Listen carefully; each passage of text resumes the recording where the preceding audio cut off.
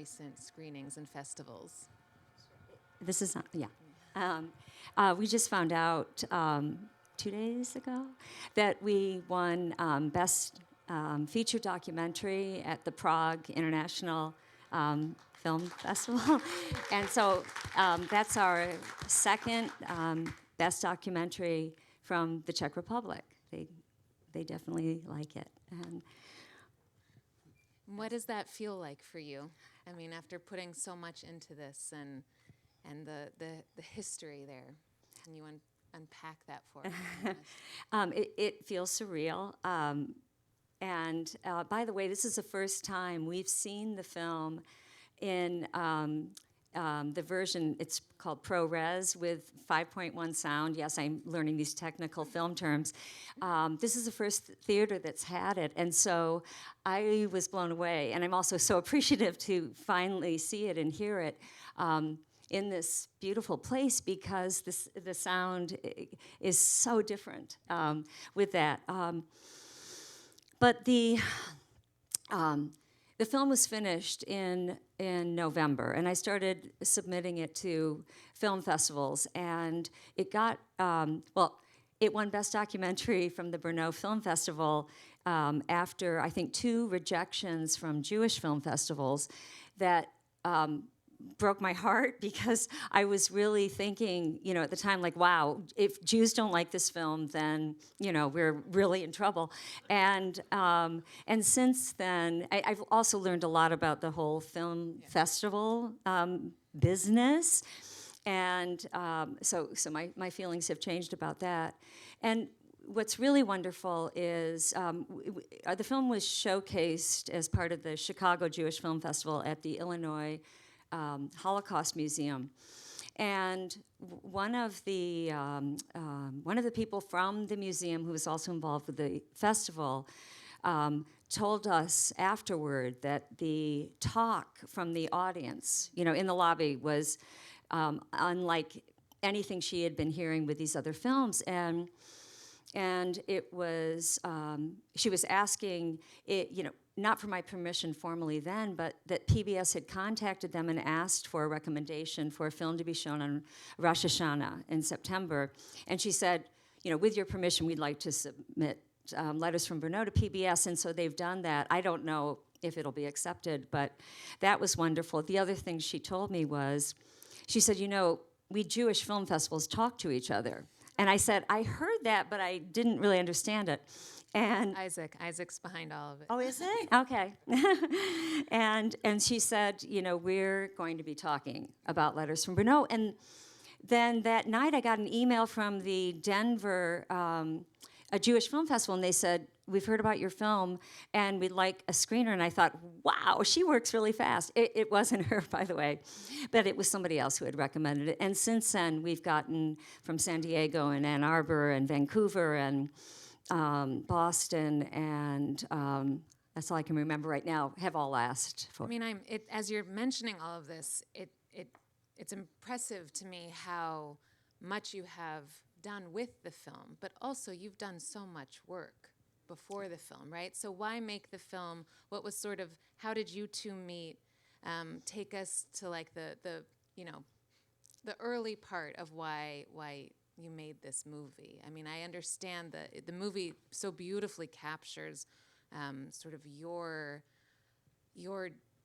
desire and drive and real dedication to your family's story and your mother's story. Mm-hmm. But I'm curious, why make a movie? I did not want to make a movie. This was supposed to be a book, and all the people that have known me for a very long time knew I was going to write a book. I never was thinking of making a movie, but Jeff did. I'll let you tell it. Okay. Excuse me. Yeah, I normally tell this part of the story. So we had known each other prior to her going to the European trip for research, and she had called me about some technical questions like, if I'm going to record people, what type of device should I use, or if I'm going to use my camera, my phone as a camera. So we met and talked about that, and then I said to her, sort of offhanded really, well, when you come back, I should sit you down and put you in front of a camera and let you sort of tell me everything you learned while you were on the trip. That's kind of how it got started. And you were making this film during the height of the COVID pandemic, or Well, we prior? started prior to the pandemic. I had done most of Karen's interviews, but Scott, Tracy, and Lisa's were all done remotely during the pandemic. As a matter of fact, I came up with this solution of boxing up a camera, a microphone, and lights, and FedExing them to each person, and then they set it up, and over FaceTime, we ask questions, and that's why they sort of look a little weird sometimes. Oh. But yeah, so we didn't let the pandemic stop us from finishing the film, but that's how we did it, a little documentary in a box, basically. Wow. Yeah. Well, it's very impressively done, and it's very beautiful. Did you know much about the kinder transport and were you learning as you were making it? Absolutely. I knew very little. Of course, I knew what everyone knows about the Holocaust and 6 million Jews, but the details and the depth of knowledge that I have now, far exceeds anything. We joke, she knows more about this than anyone, and then I'm next, right? Because it's been approximately 3 years that we've worked on this. Wow. Yeah. And Max, talk to us. So there's so many ways in which this trauma and this history is passed down generation to generation, and I'm curious, for you, seeing this film tonight, what do you think is specific to your generation, the third generation? And what's specific to your family? I mean, there's so much there. There's a lot specific to the family for sure, but I think the film does a beautiful job telling the story. But I think it's kind of a great segue to a bit of a plug for the overall organization that you've started, which is Transport to Truth. And I think the education around the Holocaust is just of utmost importance. And the stats of knowledge on the Holocaust today is just really, really remarkable. Just how little is known and how little the Holocaust is actually brought into curricula all over the country, the world, and so what I see as the future. I think the film is a great starting point for telling the story, but what I see the real power and where we'll bring this into kind of the next generation and the future is really in Transports to Truth, and how we can bring this to be a part of curriculum, throughout the country, throughout the world, et cetera. So tell us about Transport for Truth. Well, yeah, and I have to give a shout out to my sister, Tracy Lieberson. Where are you, Trace? There she is. Tracy it was absolutely instrumental and recognized how much I needed help with what I was doing. And she said, you need to start a nonprofit, and I'm going to help you. And she has. I couldn't do this without her. And so thank you again, Tracy. I'm going to be thanking her for the rest of my life. I also want to give a shout out to some board members for Transports to Truth that are here in the audience. Claire Wurtzall. And Claire and I have worked together in... I'm sorry? Yes, please. Tracy, stand up, and Claire, please stand up. And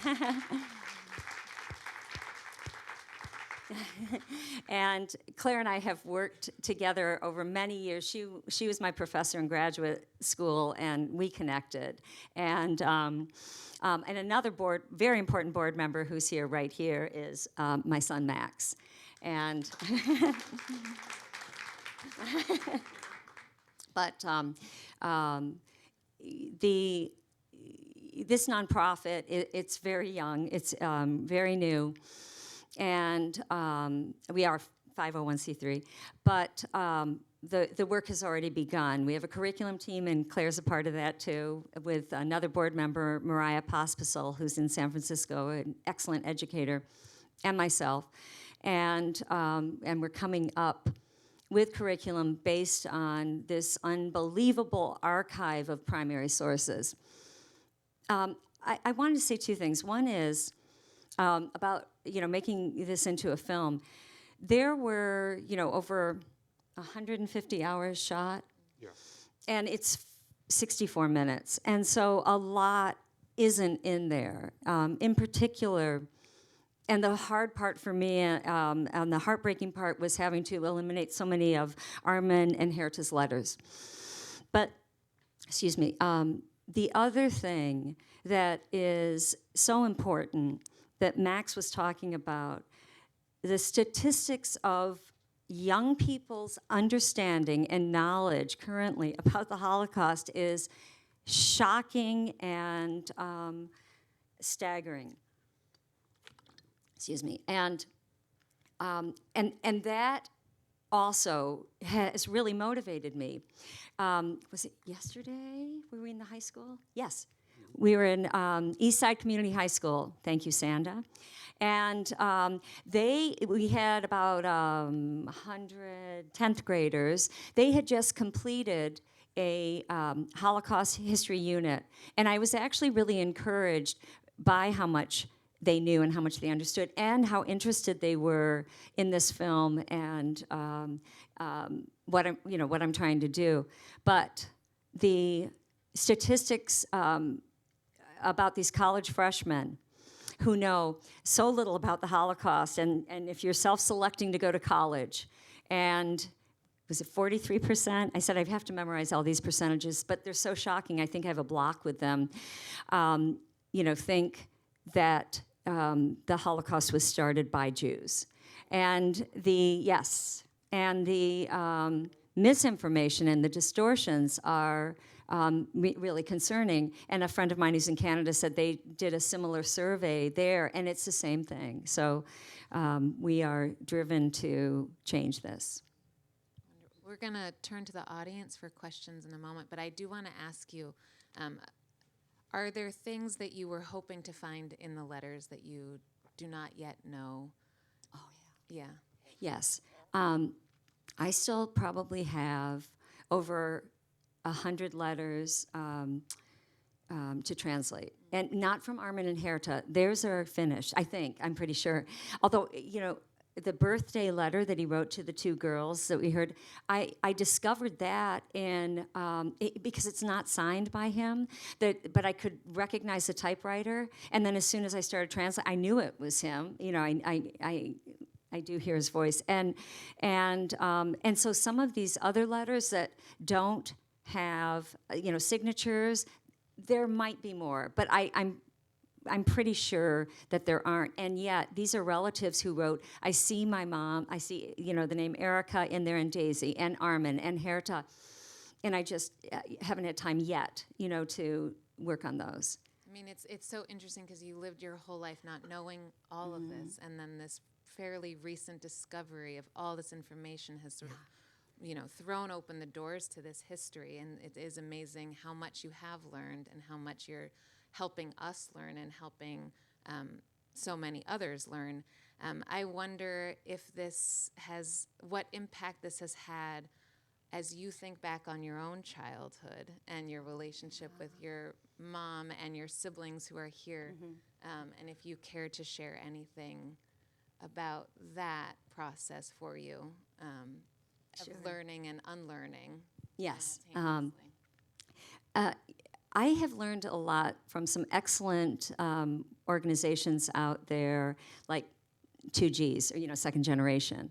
That's what we're considered. Max is a third generation. Milo is fourth generation. But they've been doing some pretty interesting research about what the effects are on, from being parented by a kindertransport because of the trauma that was caused, at such a young age to these children. And what's different, they all will say, like, oh yeah, these are very common, PTSD, post-traumatic stress disorder symptoms that you see that recur with kindertransport. But what they're seeing, the effects of the second generation, were really surprising to me. And then now they're looking at our parenting of the third generation. And I haven't shared those stats with you yet, Max, but they're concerning too. And I will. Give you some compensation. But I look back sometimes, and Tracy and I have talked about this, and same with Scott and Lisa. There were behaviors of our mom. When you're a child, your reality is your family. You know, and you might go to a friend's house and then you say, oh, you know, they do things differently. But it's not like you talk to your friend and say, you know, why doesn't your mom cry when she's doing the dishes? You know, or one thing that our mom would do sometimes was she would be completely silent and like wouldn't talk, and sometimes it was for like a couple days. And the four of us would say like, you know, what did you do to make mom mad? And it was like, I didn't do anything. What did you do to make mom mad? And we thought that we had done something, but we didn't know, you know, and she didn't say, and our dad didn't say. And so it was sort of a normal for us, but since I've been, you know, doing all this research, I've learned that's a very common trait, you know, that kind of a silence. The other thing that I thought was a little bit weird about what my mom did was whenever they went on a trip, she would never fly with my dad. You know, she had to go on a separate flight, and you know, sometimes like a day later, and I just thought that's so weird. I mean, most parents, you know, like travel together, and it was because she was so afraid that if the plane crashed, and she hated flying anyway, that we wouldn't have parents. There's a microphone here down in the corner if there are questions in the audience. For anyone on the stage, there are. So just wait for the microphone so that we can all hear you. I don't have a question. I have a comment. Karen is a dear friend of mine, and this is the second time I'm seeing it. And my profound response is that this is your love letter back to your mother and to your grandparents, and it's just such a beautiful expression of love. So I thank you, and I thank you for the power of that, Karen. Thanks, Patricia.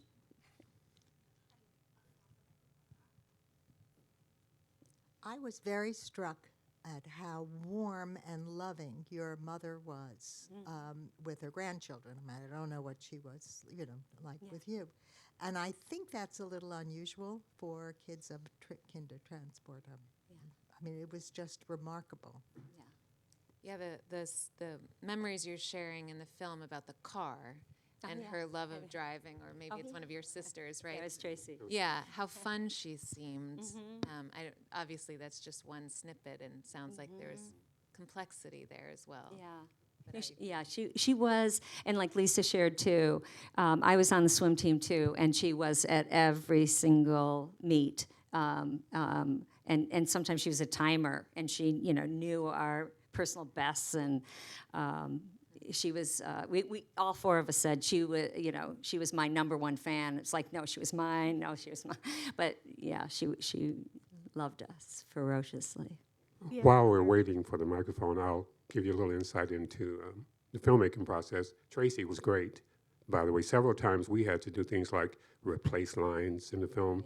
So I'd ship just a recorder to her, and then she was just, her attitude was so great. She goes, I'll do it however many times you want me to do it to get it right, and we had to do it lots of times to fit and make it sound exactly as if it was part of the whole. So she was great, and I thank you, Tracy, for just having a great attitude. Yeah. We have another question. And actually, my question picks up on that, but first I just have to say, this is a remarkable film. It is so beautiful. It is so perfectly done. It's the perfect thing for all of us to see on Holocaust Remembrance Day. And of course, every day for you has been Holocaust Remembrance Day. So my question is about how on earth did you go from 120-something hours to this sort of perfectly architected 64 minutes? Tal, the editor. Emmy award-winning editor. Yes, he's an Emmy award-winning editor, and you can see why.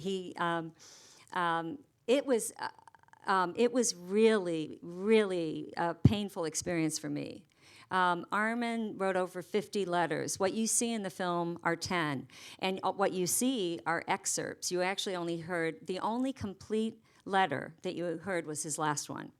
The others are like paragraphs, and there's so, if you can imagine, you know, what you heard here, all the others are filled like that. And I wanted to include so many. And it's the same with Heritage. She didn't write as many. I wanted to include more. And Tal kept cutting and saying, Karen, we have to cut more letters. And I would sometimes we did Zoom editing. I didn't meet Tal in person until fairly recently. But and I would just start crying, like I can't, and sometimes afterward I would think, I'm not doing this. I can't do this. I can't do justice to this story and leave so much out. It's too painful. And Jeff would sometimes say, it was painful for you too, though.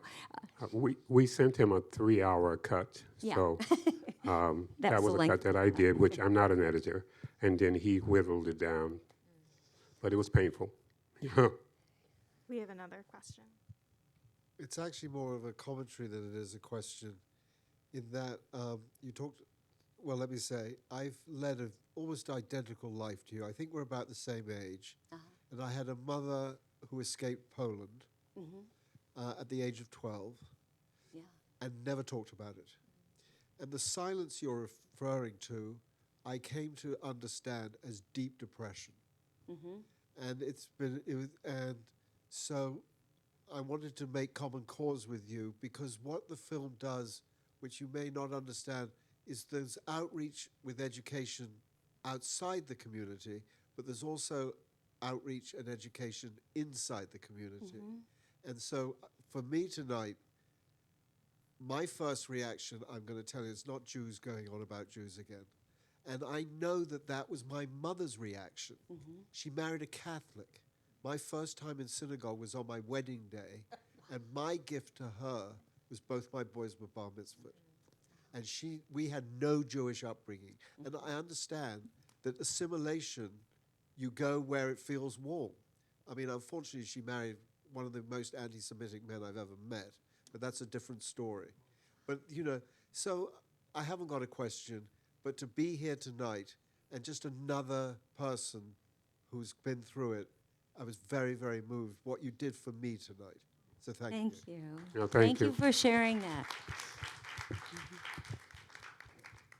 I'll be coming to you in the middle.